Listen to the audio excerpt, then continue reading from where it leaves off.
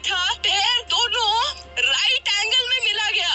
एक पाँव बेड के इस तरफ, एक पाँव बेड के इस तरफ मिला गया।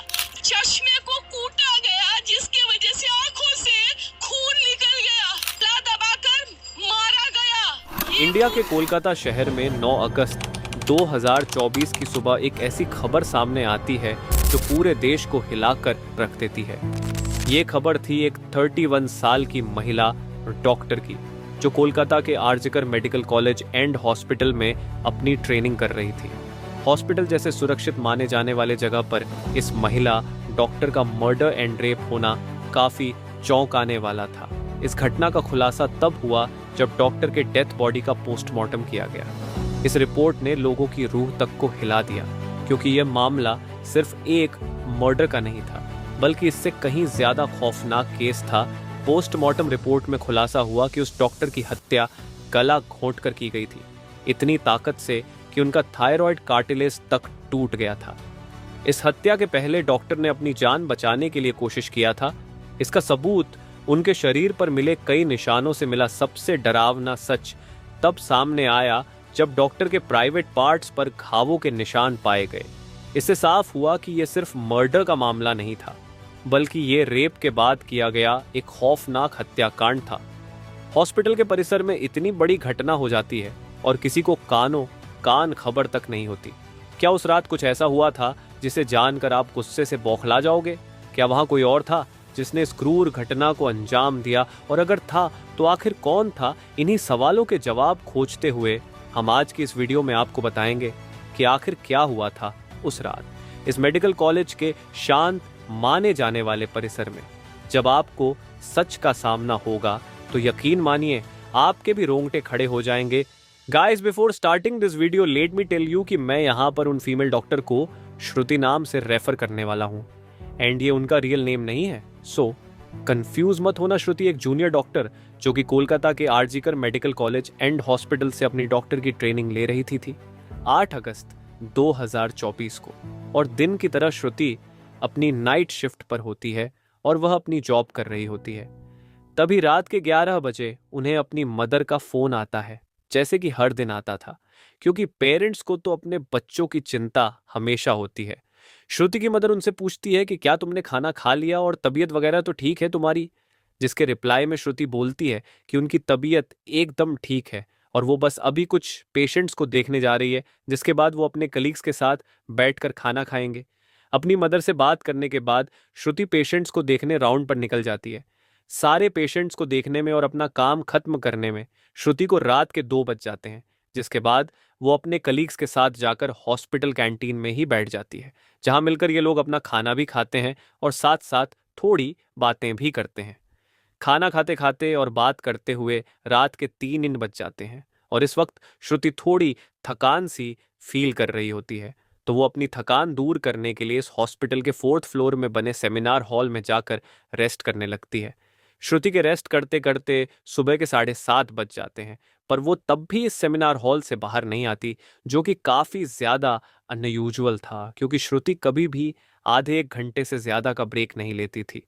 हॉस्पिटल का एक वर्कर जो कि सुबह की शिफ्ट स्टार्ट होने से पहले हॉस्पिटल के सारे रूम्स को चेक कर रहा होता है, और वो ऐसे ही सारे रूम्स को चेक करते हुए इस सेमिनार हॉल की तरफ आता है।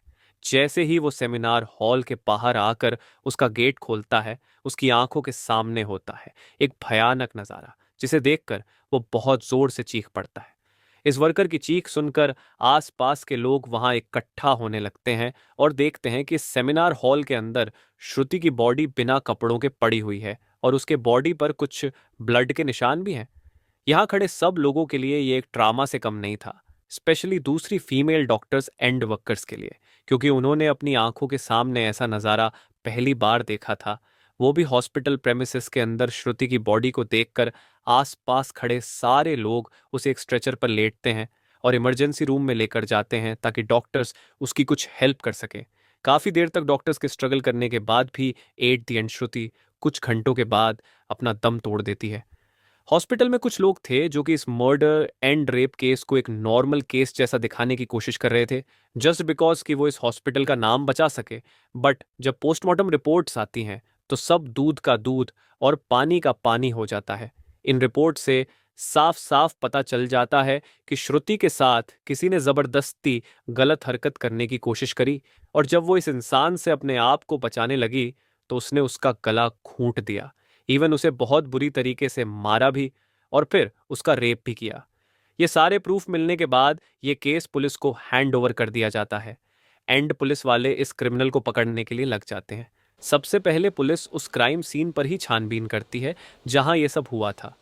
किस्मत से पुलिस वालों को वहां पर श्रुति के कुछ नेल्स एंड ब्लड सैंपल्स मिलते हैं और साथ ही एक ब्लूटूथ नेक बैंड। ये केस शायद और भी जल्दी सॉल्व हो जाता अगर उस फ्लोर पर सीसीटीवी कैमरा होते तो, बट बदकिस्मती से इस सेमिनार रूम के अंदर या इसके आसपास कोई सीसीटीवी कैमरा नहीं थे।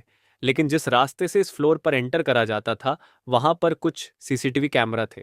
पुलिस वाले इन सीसीटीवी कैमरा में सुबह के 3 बजे से 8 बजे के बीच की रिकॉर्डिंग चेक करते हैं कि इतने टाइम के बीच कितने लोग इस फ्लोर पर आए और गए थे। इन सीसीटीवी फुटेजेस को चेक करने के बाद ये पता चलता है कि टोटल 6 लोग इस फ्लोर पर आए और गए थे। ये पता लगने के बाद पुलिस वाले एक एक करके इन 6 लोगों को पूछताछ के लिए बुलाते हैं कि वो लोग वहां पर उस टाइम क्या कर रहे थे।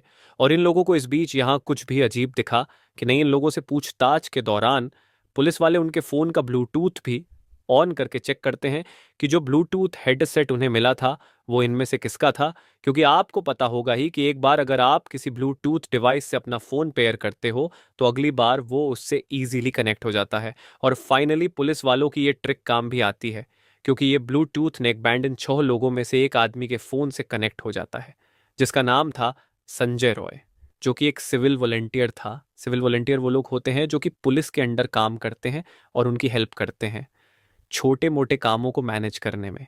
लाइक आपने बहुत सारे फेस्टिवल्स अनऑथराइज्ड पार्किंग या भीड़ भाड़ वाले एरिया में देखा होगा कि कुछ ब्लू कलर की यूनिफॉर्म्स पहनकर ऑफिसर्स खड़े रहते हैं जिनका काम होता है कि विदाउट एनी रीज़न कहीं पर भी ज़्यादा क्राउड इकट्ठा ना हो।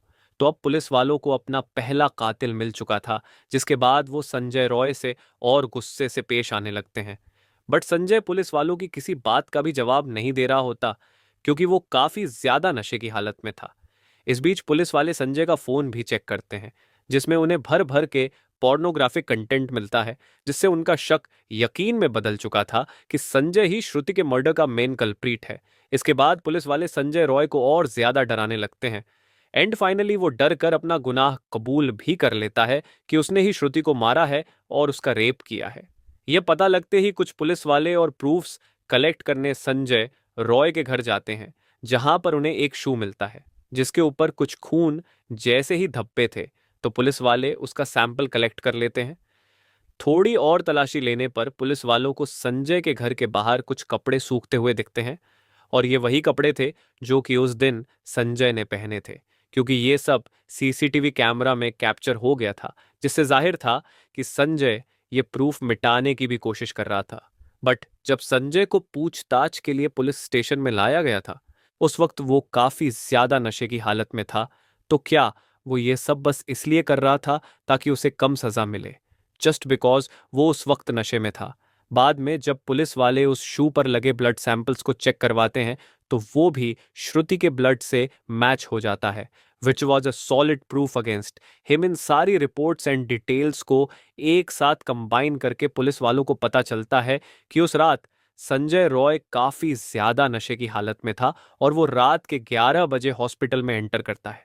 संजय अक्सर उस हॉस्पिटल में नाइट शिफ्ट किया करता था तो उसे यहाँ की काफी अच्छी नॉलेज भी थी कि कहाँ पर कैमरा है और कहाँ पर नहीं। तो वो आराम से इस हॉस्पिटल के 4th फ्लोर पर जाकर बैठ जाता है क्योंकि वो नहीं चाहता था कि कोई उसे ज्यादा नशे की हालत में देखे, वरना वो अपनी जॉब से हाथ धो सकता था। 4th फ्लोर पर आते ही वो अपना आराम से सो जाता है। जब उसकी आंख खुलती है तब तक सुबह के 3 बज चुके थे। तभी संजय की नजर श्रुति पर पड़ती है जो कि रेस्ट करने सेमिनार हॉल में जा रही थी। श्रुति को अकेला देखकर संजय के इरादे बिगड़ने लगते हैं। वो पहले काफी देर तक इस फ्लोर के चक्कर लगाने लगता है ये कंफर्म करने के लिए कि कोई यहां पर ज्यादा आ तो नहीं रहा। जब उसे लगता है कि हाँ उसका रास्ता साफ